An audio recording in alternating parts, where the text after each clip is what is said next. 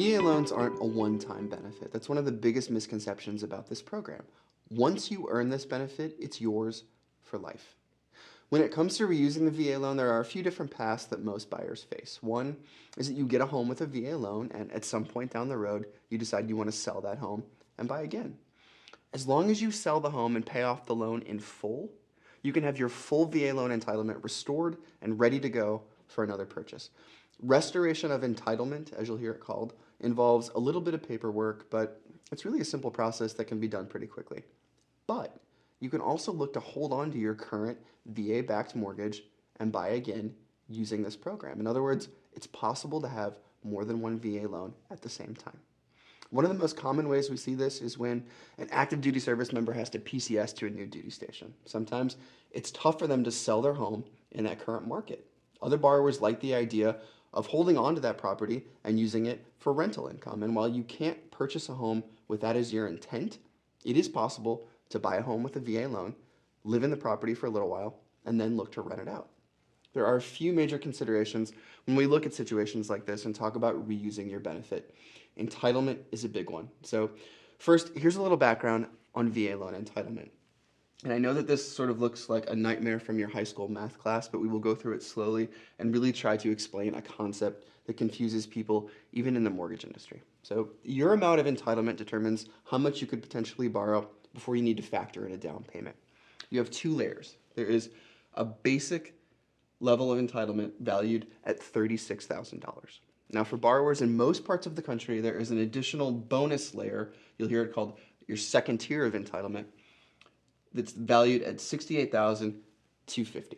So you add these two together and you get $104,250.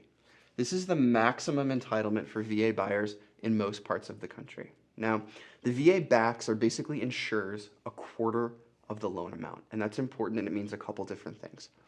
One is that buyers in most parts of the country can borrow up to $417,000 before they'd have to factor in a down payment.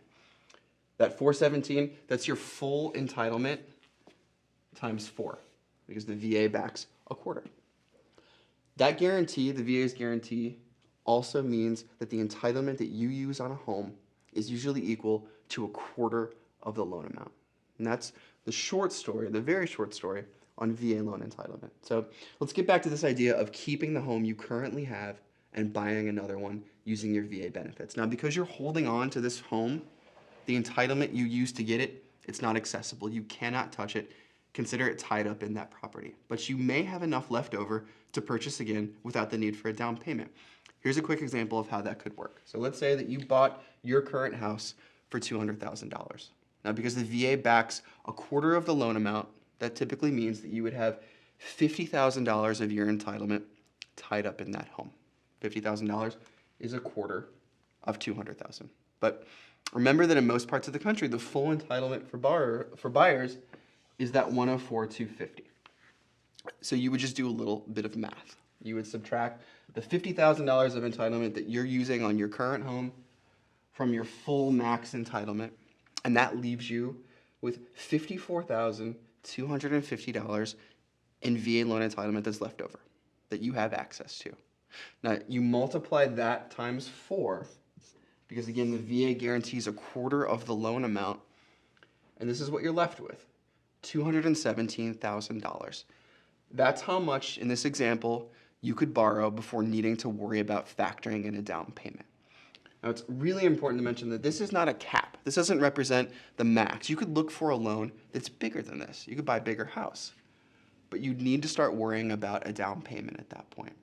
You typically need to look at putting down 25% of the difference between whatever you ultimately purchase at, that final purchase price, and your personal entitlement cap. So let's look at another example. Let's say that you want to buy again at your new duty station or in your community where you're currently living, and you find a house that you fall in love with at $250,000. You would need to put down 25% of the difference. So you know that your entitlement caps out at $217,000. The difference between these two is $33,000. A quarter of that gives you your down payment amount, a little over $8,000. This could still wind up being a great deal when you start to compare terms and rates with conventional and FHA financing. This down payment, a little over $8,000 on a $250,000 loan, it comes out to be 3.3% of the loan amount. Most conventional lenders are looking for at least 5%, so more than $12,000 in this example. On top of that, conventional buyers would be paying PMI, private mortgage insurance costs, each month as well. It's important to note, too, that if you're buying in one of the VA's high-cost counties, you'd have even more VA loan entitlement available.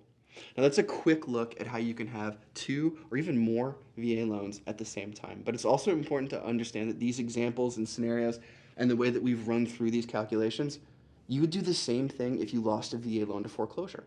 So yes, you may face credit hurdles. You may face required waiting periods before you can look to buy again. But if you defaulted on a VA loan, you can absolutely look to use this benefit again. Now, the entitlement that you used on that foreclosed property, it's gone. But as we've talked about, you might have enough left over to purchase again using your hard-earned VA loan benefits. In the next segment, we'll look at a few more things you need to know about reusing your VA loan benefits.